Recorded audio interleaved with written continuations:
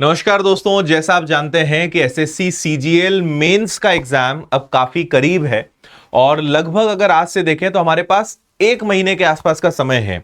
आप में से जो भी स्टूडेंट सीजीएल मेंस को टारगेट कर रहे हैं, प्रिपरेशन कर रहे हैं, टेस्ट लगा रहे हैं, पढ़ाई कर रहे हैं, ये वीडियो आप सभी के लिए बहुत काम का होने वाला है, क्योंकि इसमें हम बहुत सारी उन चीजों पे बात करेंगे जो सिलेक्शन लेने के लिए जरूरी है, या जो गलतियां स्टूडेंट्स एग्जाम में कर देते हैं, या जो टेक्निक अपना के टॉपर्स पढ़ते हैं। तो सारी चीजों को हम समझेंगे।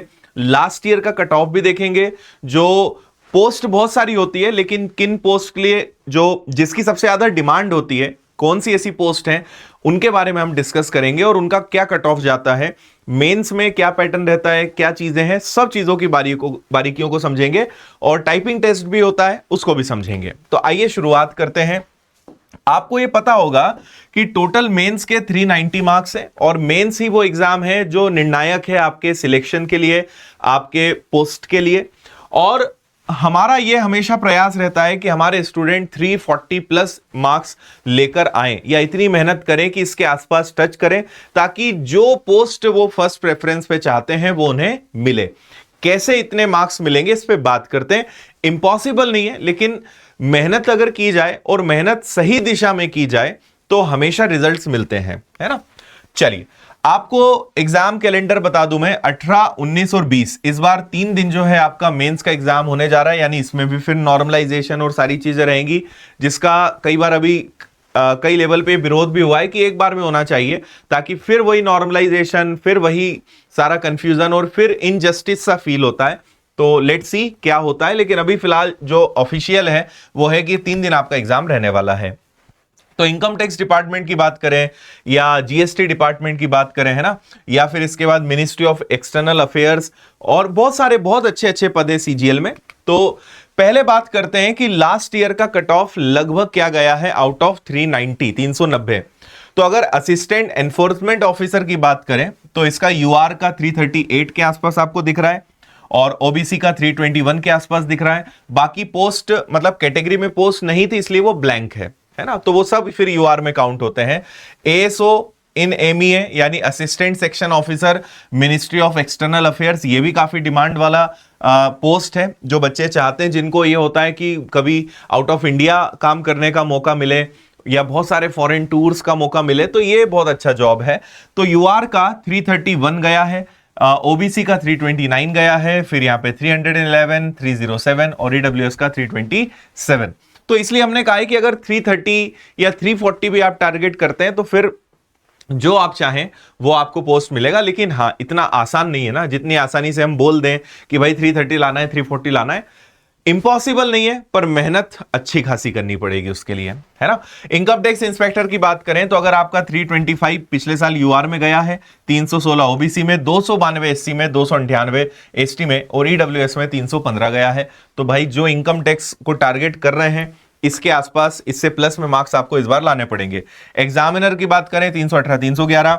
जीएसटी इंस्पेक्टर की बात करें सो 310 पे लास्ट कट ऑफ गया था यूआर का, 307 पे ओबीसी का, 288 पे एससी का, 283 पे एसटी का और ईडब्ल्यूएस का गया था 307 पे। तो ये कट ऑफ है जिसका आपको ध्यान रखना है। जल्दी से एग्जाम पैटर्न की बात कर लेते हैं।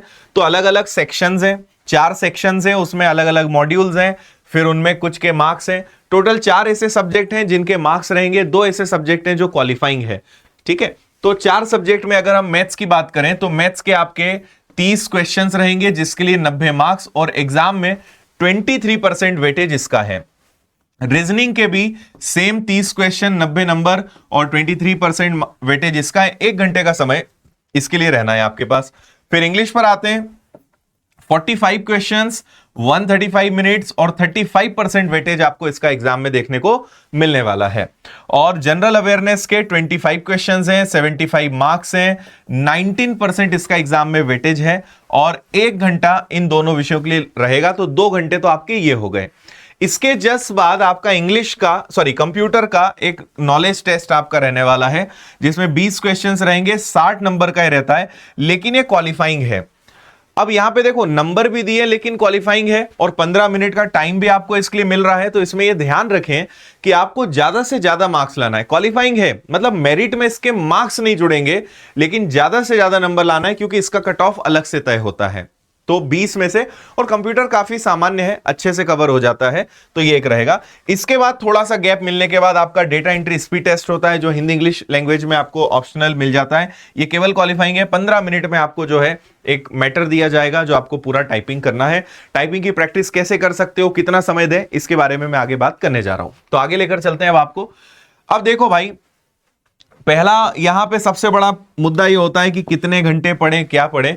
ये हमारा एक टेंटेटिव मतलब एक अप्रोक्सीमेट है कि आपको लगभग अपने दिन भर के टाइम टेबल को ऐसे मैनेज करना चाहिए।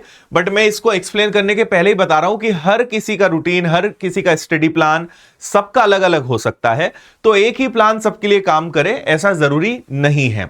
बट एक लगभग कि आपको इतना समय अपने दिन में ऐसे बांटना चाहिए, जैसे योगा है, मेडिटेशन है, एक्सरसाइज है, रनिंग है, मतलब हेल्थ को आप एटलीस्ट 30 मिनट्स दे सकते हैं डेली, है ना।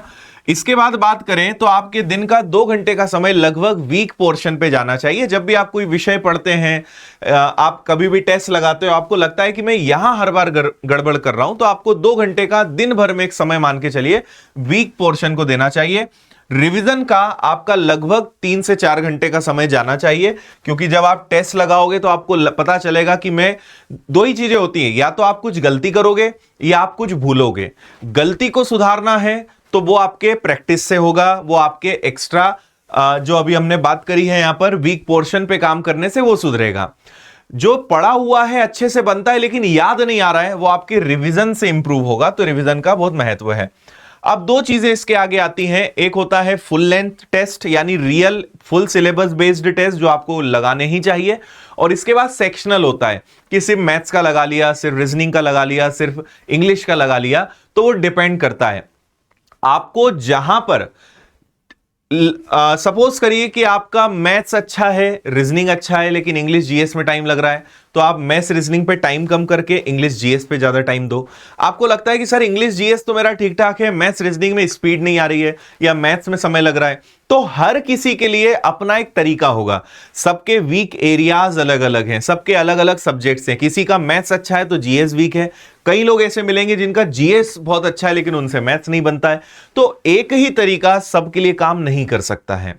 सबसे बेस्ट मेथड जो है वो ये, भाई पहला तो आप ये एकदम क्लियर रखो कि आपको सब कुछ अच्छा करना है, हर चीज में आपको एक्सपर्ट बनना है और हर सब्जेक्ट आपका स्ट्रांग होना चाहिए। और स्ट्रांग होने से मेरा मतलब है 100% नहीं, लेकिन 90% प्लस तो एटलीस्ट वो आपका होना चाहिए। इंग्लिश ऐसे नहीं कि इंग्लिश टफ है हम उसके बिना सिलेक्शन ले लेंगे, सिलेक्शन हो जाएगा एक बार के लिए, आपको जॉब भी मिल जाएगी, लेकिन इस बात की गारंटी कम हो जाएगी कि जो आपको चाहिए वो आपको मिले। तो अगर आपकी ऐसी चॉइस है कि नहीं मुझे तो यही चाहिए, तो वो आपको तभी मिलेगा जब आप सारे सब्जेक्ट्स पे काम करोगे। अगर आप अपने प्रेफरेंस के हिसाब से कि नहीं मुझे तो ऐसे नंबर लाना है कि मैं फर्स्ट पे अगर जीएसटी इंस्पेक्टर डालूं तो मुझे मिले, या मिनिस्ट्री ऑफ एक्सटर्नल अफेयर्स चाहिए तो वो मिले, तो वो तभी हो सकता है जब आप सारे सब्जेक्ट्स को स्ट्रॉन्ग करोगे और आप अच्छा मार्क्स, एक अच्छा परफॉर्मेंस करके दिखाओगे। और आप अगर कॉम्प्रोमाइज करोगे कि नहीं इंग्लिश पढ़ने में मुझे मजा नहीं आता, मैं तो ऐसे ही ठीक ठाक पढ़ के जाऊंगा, सिलेक्शन एक बार के लिए हो सकता है, आप कट ऑफ पार कर सकते हो, पर आपकी प्रेफरेंस की जॉब मिल जाए इसकी कोई गारंटी नहीं रहेगी। तो जो टॉपर्स होते हैं या जिनके अंदर जुनून होता है कि नहीं मुझे तो यही चाहिए, 3 स्टार चाहिए, वर्दी चाहिए, ये डिपार्टमेंट, वो उन पहले दिन से कसम खा लेते हैं कि भाई पढ़ना तो सब है, अच्छा लगता है तब भी ठीक, मन लगता है तब भी ठीक, वो विषय पसंद हो या ना हो तब भी ठीक, पढ़ना तो पड़ेगा, क्योंकि हमें सिलेक्शन लेना है, ना कि हमें अच्छा बुरा देखना है कि मुझे ये पसंद नहीं, मुझे ये अच्छा नहीं लगता। उससे किसी को फर्क नहीं पड़ता आपको क्या अच्छा लगता है क्या बुरा लगता है, इससे पेपर बनाने वाले को फर्क नहीं पड़ता। आपको ये देखना है कि भाई जो पेपर में आएगा वो मुझसे बन रहा है या नहीं, और जो पोस्ट मुझे चाहिए उसके लिए कितने नंबर मुझे लाना है वो मैं ला पा रहा हूं या नहीं। तो अच्छा बुरा छोड़ो और अपना जरूरत देखो कि भाई पढ़ना क्या जरूरी है, मार्क्स क्या लाना जरूरी है, वो हम पढ़ें। सिलेक्शन लेने वाले लोग यही करते हैं, इसलिए अभी भी समय है। आप अगर किसी विषय को इग्नोर कर रहे हो या आप सोच रहे हो कि नहीं यार कठिन है, मजा नहीं आता, मन नहीं लगता, इच्छा नहीं करती, उसको पढ़ना चालू करो।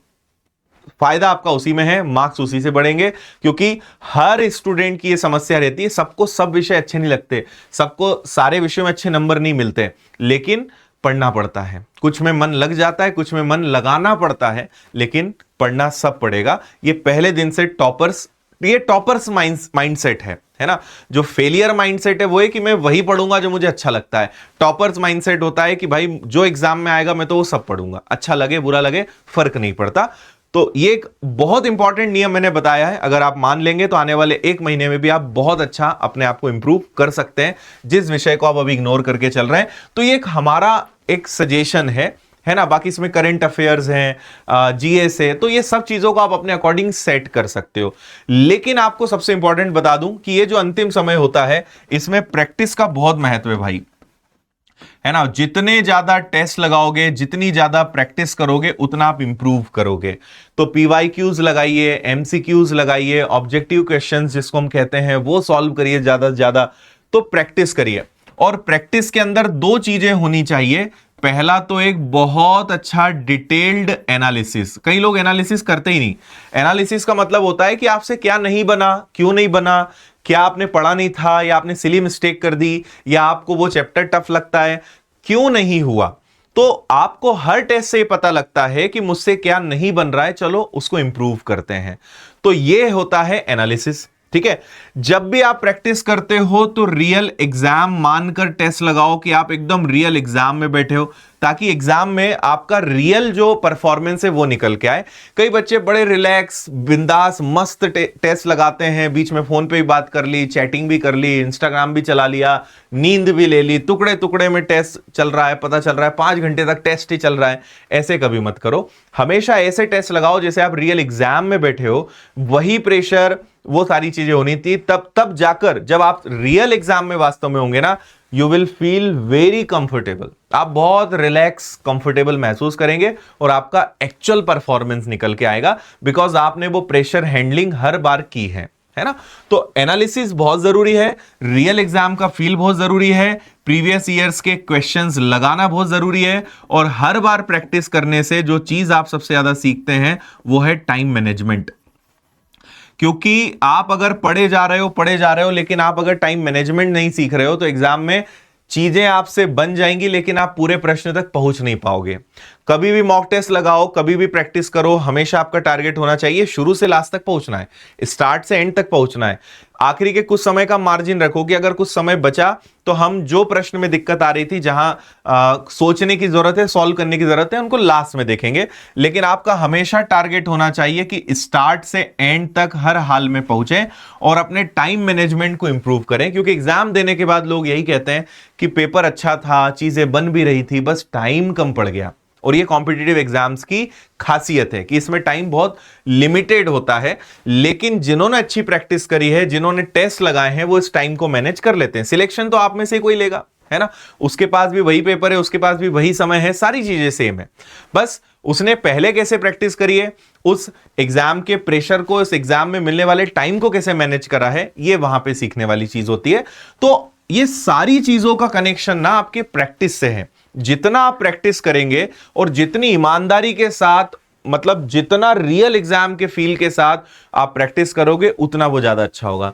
एनालिसिस करने के बाद आपको फिर वही है कि अपने वीक चैप्टर्स पर आपको फोकस करना है, क्या रिवीजन करने की जरूरत है उस पर फोकस करना है, कुछ नया पढ़ने की जरूरत है तो उस पर काम करना है। तो ये सारी चीजें आपके प्रैक्टिस से निकल के आती है, इसको ध्यान रखें।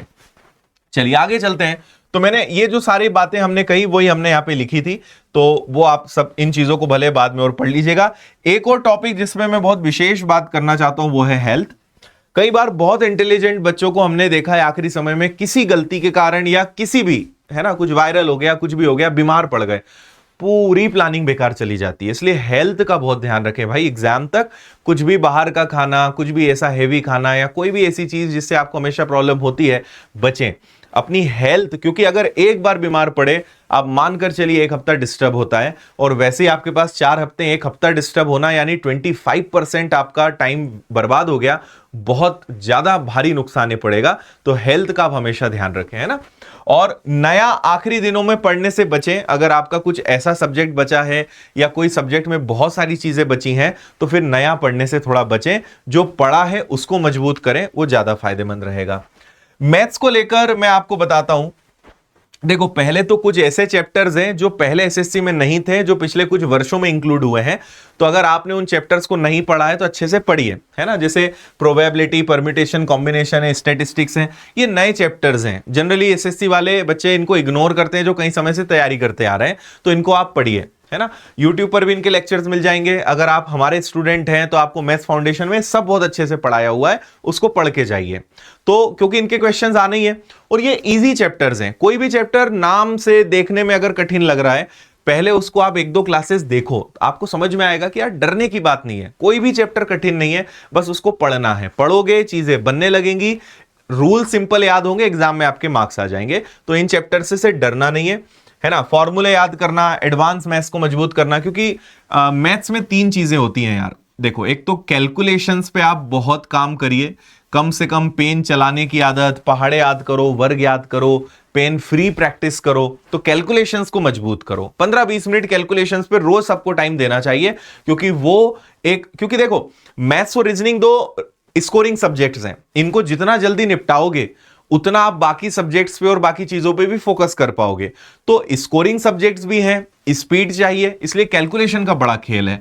इसके बाद अरिथमेटिक और एडवांस मैथ्स दोनों का इक्वल महत्व है एसएससी में। आप किसी भी सीजीएल में किसी को भी इग्नोर नहीं कर सकते। अब एडवांस में क्या होता है, नियम, थ्योरम्स, सूत्र, फॉर्मूले, बहुत चीजें होती हैं जो याद करनी पड़ती है। तो उसके लिए कंटिन्यू रिवीजन, कंटिन्यू उन चीजों को पलटाते रहने की जरूरत है। तो आप समय समय पे चीजों को पलटाते रहें, और मॉक टेस्ट से बेहतरीन कुछ नहीं हो सकता है। रीजनिंग में भी वैसे रीजनिंग सबसे बन जाती है।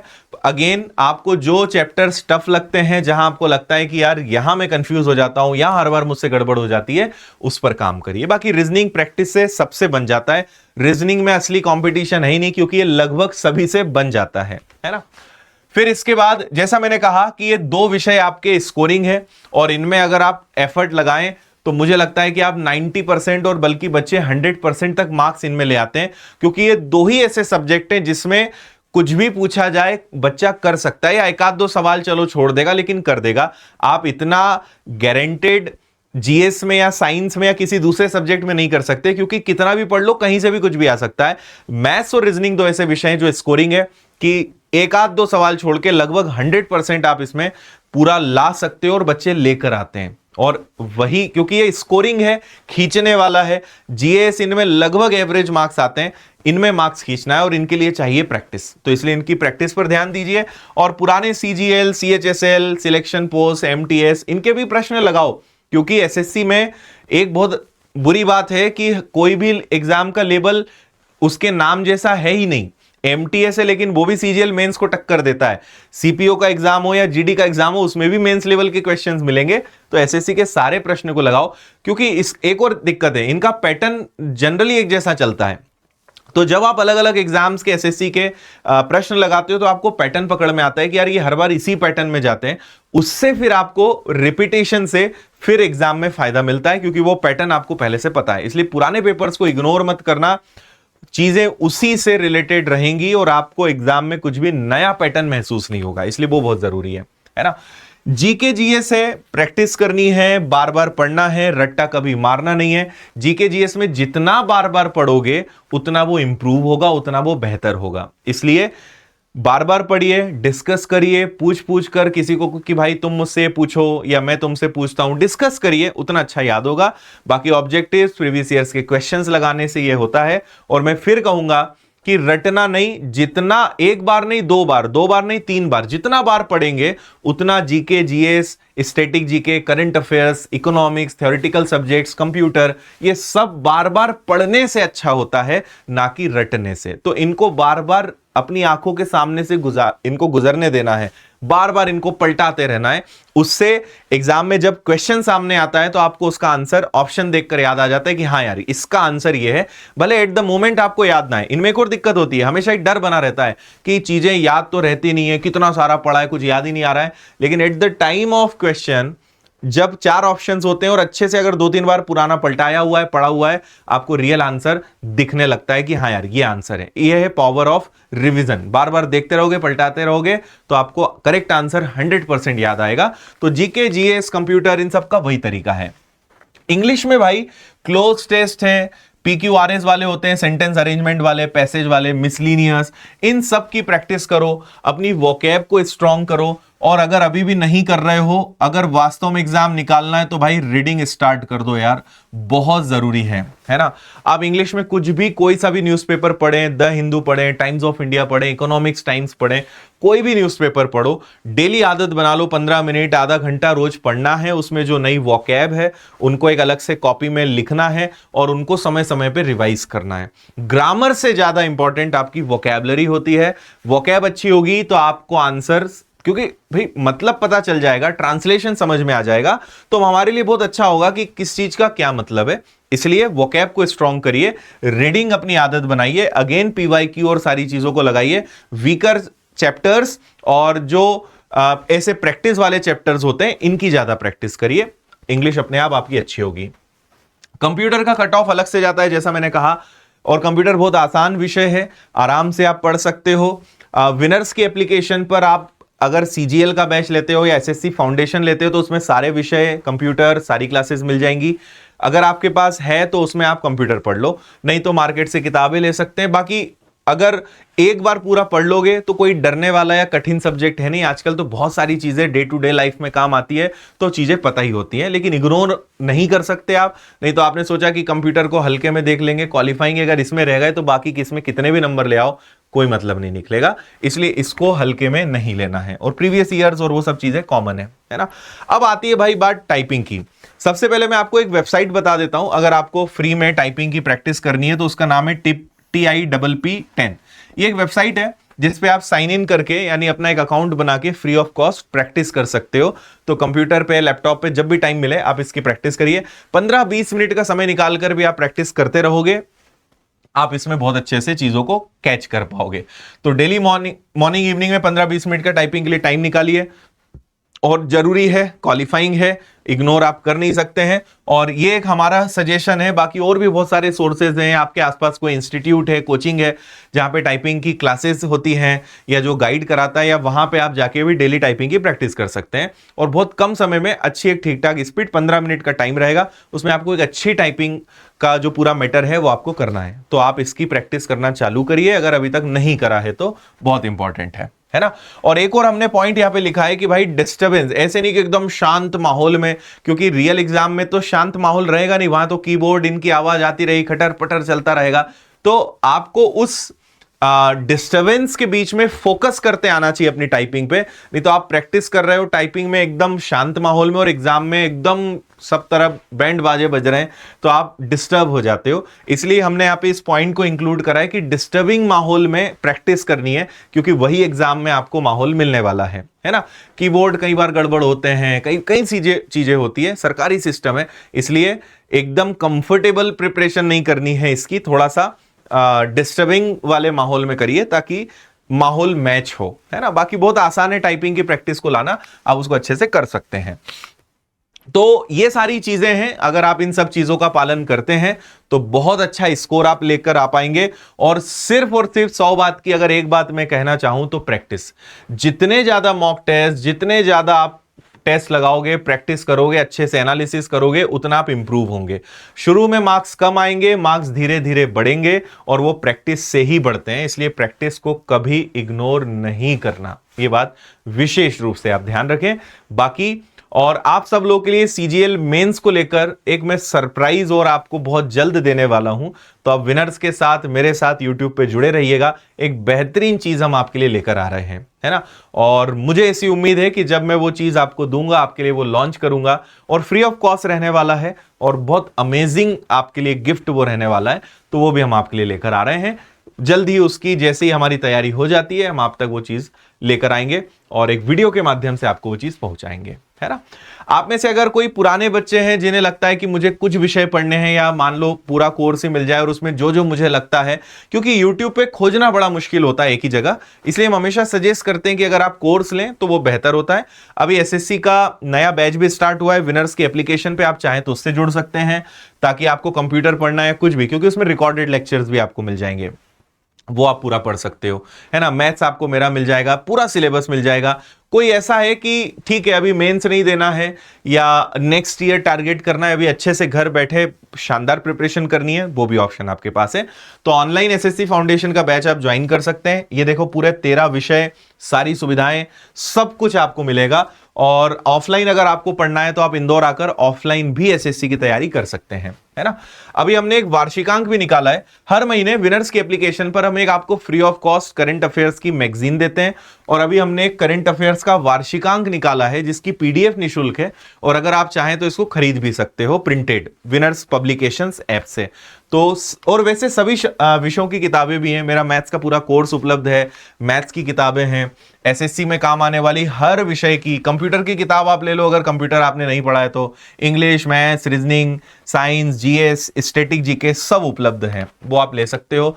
मैथ्स की मेरी किताबें, रीजनिंग, ये सब उपलब्ध है, फॉर्मूला बुक। तो अगर आपको कोई कोर्स लेना है तो विनर्स इंस्टीट्यूट ऐप है, किताबों के लिए विनर्स पब्लिकेशंस ऐप है, बाकी कॉल करके मेल करके आप जानकारी ले सकते हैं। बाकी टेलीग्राम पर, व्हाट्सएप पर, यूट्यूब पर, इंस्टाग्राम पर, बाकी सब जगह भी आप हमारे साथ जुड़ सकते हैं। उम्मीद करता हूं कि ये वीडियो आप सबके लिए हेल्पफुल रहा होगा और अगर स्टिल आपके मन में और कोई प्रश्न हो जिनके जवाब मैं नहीं दे पाया, कमेंट कर दीजिएगा।